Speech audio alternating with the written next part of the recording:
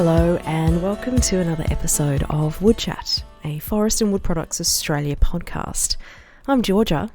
And I'm Sam, and today we're here to talk about a number of interesting and important forestry-related projects developed in response to the catastrophic bushfire season of 2019 and 2020. As we are all no doubt acutely aware, the unprecedented bushfires that summer resulted in the destruction of many properties, a devastating impact on our wildlife, and the tragic loss of human life. From an industry perspective, the fires caused extensive damage to Australia's plantation and natural forest resources. Sadly, climate modelling predicts the extent of wildfires will continue to increase in Australia, and as a result, the economic impacts of wildfires are also likely to rise. In the forestry sector, fire poses a significant business risk for plantation companies, wood processors, and manufacturers. During this episode, you'll hear about some of the work that's been taking place to increase the Australian timber industry's preparedness and capacity to minimise the adverse impacts of future fire events in forestry plantations. First up, I spoke to Braden Jenkin, lead author of guidelines that were developed to offer a summary of the collective knowledge of many Australian forest industry members with previous experience in the salvage, storage and processing of fire-damaged timber.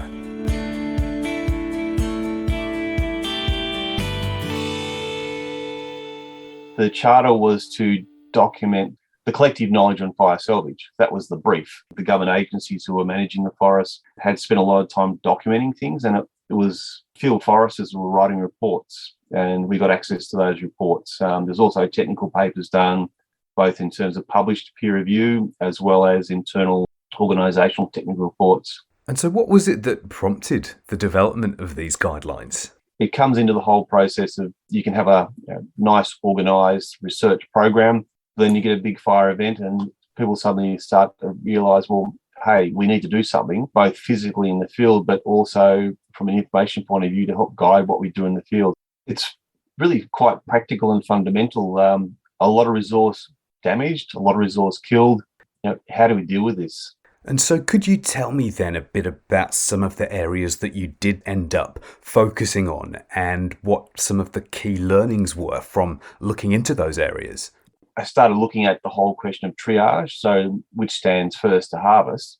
Then that led to the consideration of indexes of damage and mapping that and damage classification.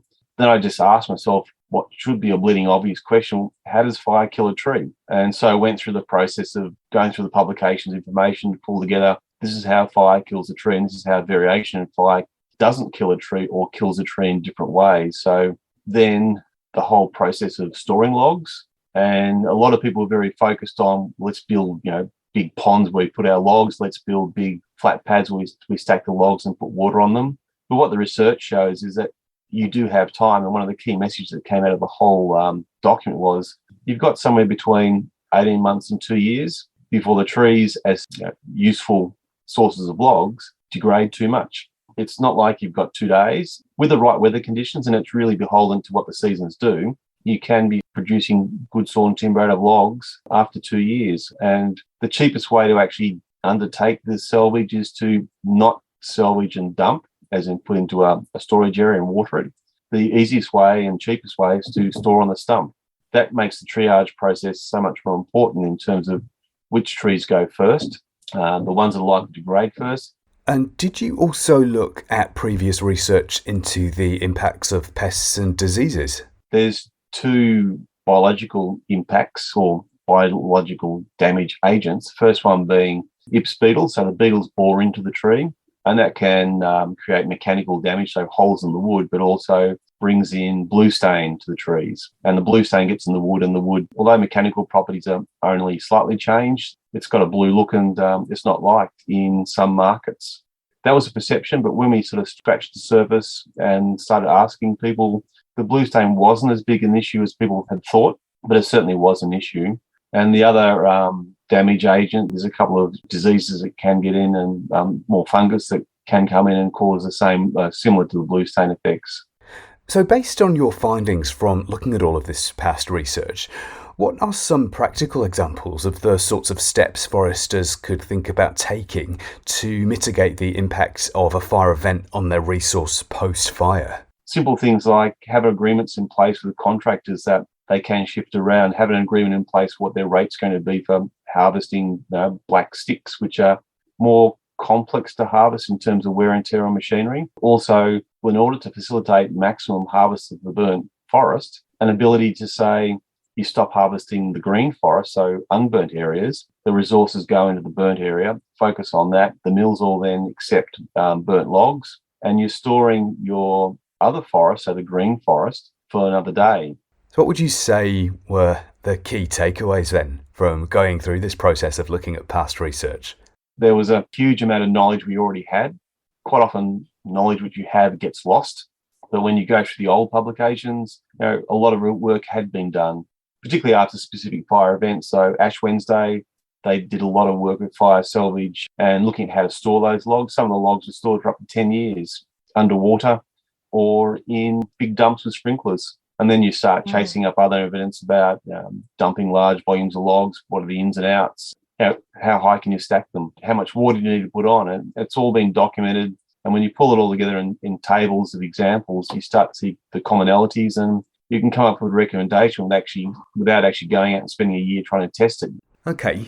And what will be the benefits, do you think, of these guidelines to the industry and having them at its disposal?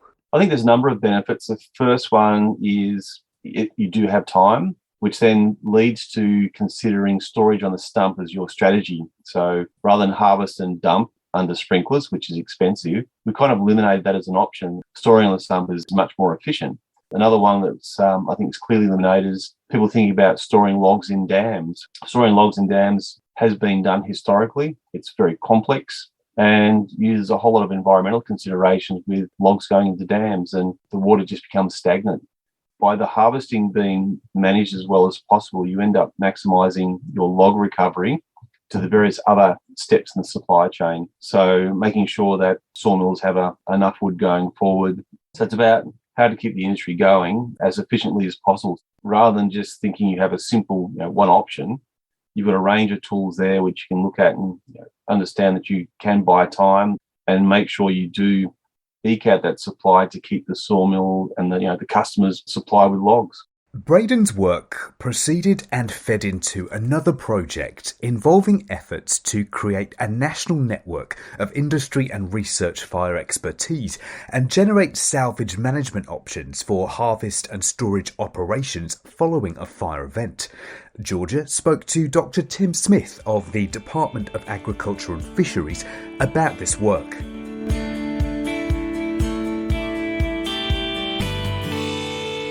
We as an industry needed to have a better handle on how we dealt with post-wildfire events. This need for more information was recognised as being an increasing need with climate change and other events, indicating that the risk is probably going to get greater, not less. So consequently, FWPA was looking for a program that we would step through all the various processes and impacts from the fire and how the industry may respond, so that we could actually minimise the financial losses and also the resource losses. The program would look to incorporate the findings from the studies that have been done previously and then build on those, obviously, to get to a point where we can provide fairly clear guidelines for industry in how best to manage burnt timber. Tim went on to tell Georgia about some of the things the project, which has yet to commence, has been designed to look at. He revealed the research team is proposing a combination of studies that will be used to determine impacts of fire events on such things as tree damage and survival rates, the properties of affected wood, the effectiveness of treatment options for fire-damaged logs, and the risk of pest infestation and stain development. It is looking at several components. So one is you can either leave the trees in the field and monitor and determine the rate of degrade that happens with the existing trees, and that has a wide range of variables depending on the amount of damage that's occurred to the tree and whether it can recover. A highly stressed tree will typically be more susceptible to pest and disease. And so it'll be looking at those sorts of aspects of further sort of reduction in quality as a direct result of that stressed tree being more prone to pest and disease and other downgrade factors. We're looking at a range of large and smaller field trials, looking at imposition of fire treatments, working closely with industry to set up plots in the field where we transfer heat to standing trees. And there's a few different methods in that space. So, for example, CSIRO have a large combustion wind tunnel, which is very good at simulating a number of the impacts of fire. There's scaled-up version of heat panels and also very tightly controlled heat panels in laboratories, so we can take a section of log, seal it so that it's as close as possible to a standing tree, and then impose that to very controlled conditions, and then taking samples, running them through research mills to look at the cellular level degrade to determine the impact on the wood quality itself with the various degrees of fire exposure, and then work back from there to see what the implications are for either a forest manager or a processor. Whether or not you can recover good timber through various changes in processing, for example, peeling options to remove the charred outer exterior of the logs and then recover good quality timber in the core of the stem, depending on the degree of degradation. We're looking to give the industry a series of management options which provides the best recovery from those resources. Could you also give me some more detail on what the research will look like in terms of storage? In that space, we've got a couple of options that we're investigating. One is looking at submersion of the logs and purpose-built dams or similar watercourses that are available that can be utilised for that purpose. Just jumping in here for a moment, you'll recall Braden Jenkin mentioned during his interview earlier in the episode that storage of logs underwater can result in environmental issues associated with stagnant water and the leaching of chemicals. However, that's not to say this practice should be ruled out altogether. While Braden suggested that ideally burned trees would be left standing until they can be processed by the mill, in situations where factors such as weather conditions or the extent of damage prohibits this, storing logs underwater could still provide a good alternative solution. There's the potential in the future for research such as Tim's to include engagement with experts and regulators around possibilities for the mitigation of the potential environmental issues associated with this practice. And consideration will be given to emerging technologies and protective systems that could allow for the safe storage of logs underwater in circumstances where value recovery would be strong enough to justify this. And now, back to Tim as he discusses other types of storage options. And the other is log piles and using factors such as irrigation to keep the logs moist and also keep out insects that will come in and bring with them blue stain, fungi and the like. Could you tell me a bit more about that aspect of the work? We'll be looking at monitoring the pest and disease impacts over time, see the level of damage that occurs post-treatment. But at the same time, plants will have their own defence if they're not badly damaged. So looking at the degree of damage and the ability of those trees to withstand pest and disease attack. The remit of this research is a broad one and will also look at other forestry-related impacts of fire events, such as changes to the quality of fire-impacted sites, wildfire risk modelling with future resource availability in mind, economic value recovery and market ramifications.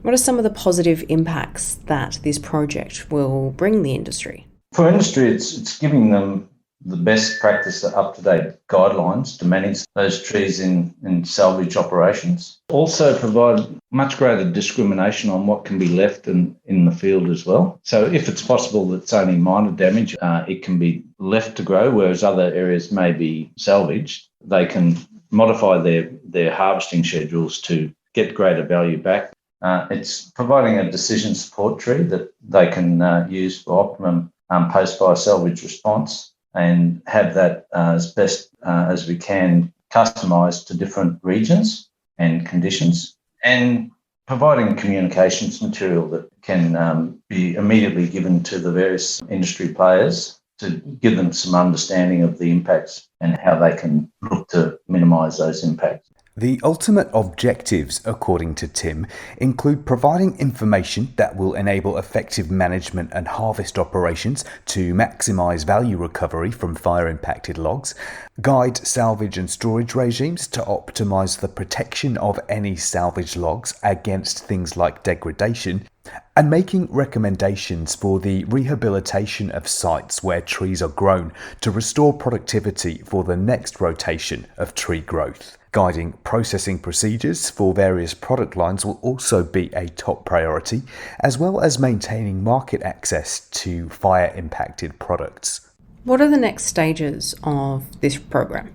So the program hasn't been funded as yet. FWPA is looking for funding for this program so that we can be ahead of the game. So what it looks like is a much more coordinated whole of Australia approach. Studies that have happened to date were, I guess, more targeted to certain scenarios, whereas this is a national approach across a number of different forest industry areas. It would be bringing together all of the expertise across Australia in both forestry, forest products and fire and chemistry related to timber from the various university, government and industry sectors. Dr. Tim Smith there, telling Georgia about his most recent work, which is an initiative of Forest and Wood Products Australia. Really interesting stuff. Absolutely. Now, you might recall during episode 20 of WoodChat, we spoke to Dr. Dean Williams of Sustainable Timber Tasmania about the potential for technologies to be installed permanently within forest environments to inform better decision making and support optimal forest management. During that conversation, Dean mentioned briefly that one area of potential future use for such technologies could be the detection of fire and the prediction of its behaviour. I tracked down Dean Williams for a chat to find out more.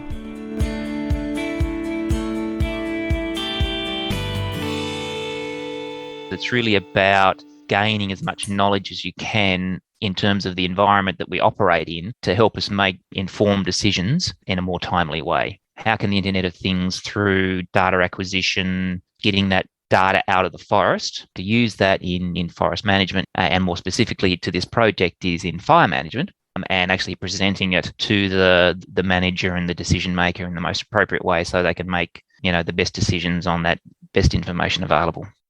What inspired you specifically to be a part of this work? Yeah, so it's really grown out of a previous project that we've been working on monitoring eagles. That was sort of like our initial taste in the Internet of Things in land management. And then we were looking for other applications for the Internet of Things. We wanted to see could improve the way we do fire management, particularly around planned burnings and fuel reduction burns, to make them more effective, safer, and save time and money. Could you tell me a little bit about the technology and specifically the sensors being used in this project? A tool that we use in both fuel reduction and regeneration burns are what we call fuel moisture sticks. So they're placed out in the areas where we don't want to burn as an indicator of fuel moisture. The way we get the data from them is that we actually have people go out with little scales and weigh them. So it's fairly time consuming to actually get this information. What we're using is a sensor that replaces those sticks that does essentially the same job, but it goes through a communications network, gets transferred to the cloud where it's available to be viewed on your computer screen back in the office. So you can see that there's an opportunity there from the technology to save a considerable amount of time to get the same data. What does the term fuel moisture mean in this context? The fuel moisture is really about how green or how dry the leaf litter is on the forest floor. So if it's too green or if it's too wet, then it's not going to burn, or it's not going to burn enough that you actually remove enough of the fuel. And so there is a sweet spot in the terms of percentage moisture in the fuel that you want to get to so that it burns effectively but doesn't burn too hot. Could you tell me a little bit about the LoRa Data Communication Network and what role it's playing in this research? The LoRa communications that we're using is something that, employed widely in the Internet of Things. And so it's sort of like an open source communications network. So it has that flexibility. It's something that you can own yourself. And across the landscape, it's basically your network that you can tap into. And the way it's facilitated is that you have what we call gateways installed across the landscape. And so the gateways are the devices that collect the radio signals that are coming from the sensors and then forwards those onto the cloud. So then once it's in the cloud, then it's accessible, on your desktop computer. What are the next stages? We're really trying to validate the new tools, the Internet of Things tools. The current methods have been used for decades. They're accepted, they're integrated, they're trusted. And so it's really shifting the focus from the traditional tools over to the new tools. And so we need to do the proper validation to make sure that, there's a basically one-for-one exchange, so that the information you get from the old tools is the same as the information you get from the new tools. The big picture looks great, but we just got to do the groundwork at this stage. It's been really encouraging to hear about some of the ways the industry and research community have responded to the tragic bushfire season of 2019 and 2020 to help ensure we are best prepared to make a strong recovery following any future fire events. And with the impacts of climate change no doubt continuing to be felt in Australia and beyond, these sorts of projects have never been more important. Agreed. Thank you for listening today, and we hope you'll join us next time for more Wood Chat.